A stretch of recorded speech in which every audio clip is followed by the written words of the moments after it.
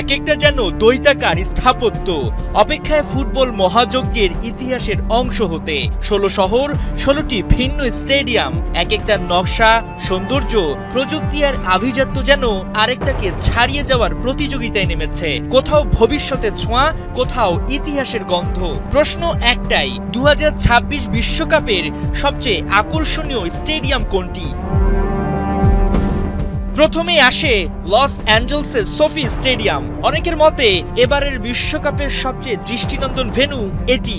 প্রায় ৭০,০০০ দর্শক ধারণ ক্ষমতার এই স্টেডিয়াম যেন ভবিষ্যৎ থেকে উঠে আসা কোনো স্থাপত্য কর্ম।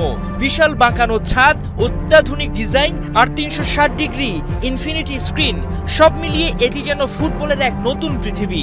শুধু খেলা দেখতেই নয়, এই স্টেডিয়ামের সৌন্দর্য দর্শকদের মুগ্ধ করবে। এখানে হবে কোয়ার্টার ফাইনাল সহ মোট ৮টি ম্যাচ। বিশ্বকাপের সময় এই স্টেডিয়ামটাই যেন হয়ে উঠবে ফুটবলের হলিউড।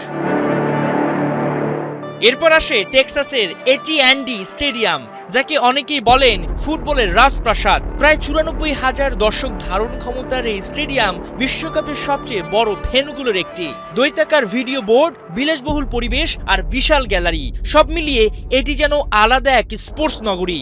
এখানেই হবে সেমিফাইনাল সহ মোট ৯টি ম্যাচ, যা এবারের বিশ্বকাপের যে কোনো স্টেডিয়ামের চেয়ে বেশি। তবে আভিজাত্য আর মর্যাদার লড়াইয়ে পিছিয়ে নেই মেটলাইফ স্টেডিয়ামও। ৮২,৫০০ দর্শক ধারণ ক্ষমতার এই মাঠটি হতে যাচ্ছে ২০২৬ বিশ্বকাপের ফাইনালের মঞ্চ। ১৯ জুলাই পুরো পৃথিবীর চোখ থাকবে নিউ জার্সির এই আধুনিক কলোসিয়ামের দিকে। ৪৮ দলের দীর্ঘ লড়াই শেষে এখানেই এক দলের হাতে উঠবে ফুটবলের সবচেয়ে কাঙ্ক্ষিত সোনালী ট্রফি। বিশ্বকাপ উপলক্ষে ইতোমধ্যেই স্টেডিয়ামটির সাময়িক নামকরণ করা হয়েছে new York new jersey stadium. ইতিহাসের সাক্ষী হতে প্রস্তুত এই লাক্সারিয়াস ভেন্যু।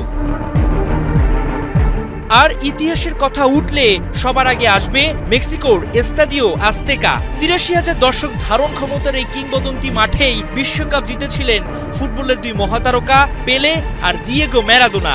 ২০২৬ সালের ১১ জুন আবারও এই মাঠেই গড়াবে উদ্বোধনী ম্যাচের বল। ফুটবল ইতিহাস যেন ফিরে এসেছে তার সবচেয়ে আবেগঘন ঠিকানায়। আজতেকা শুধু একটি স্টেডিয়াম নয়, এটি ফুটবল প্রেমের এক জীবন্ত প্রতীক।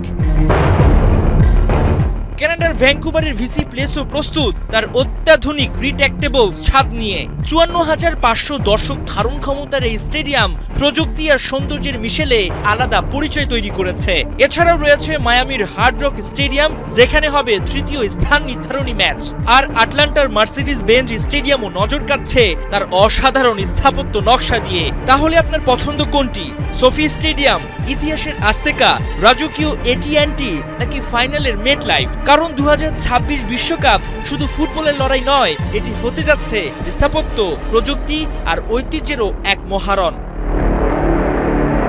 হাসান সজীব, ৭১।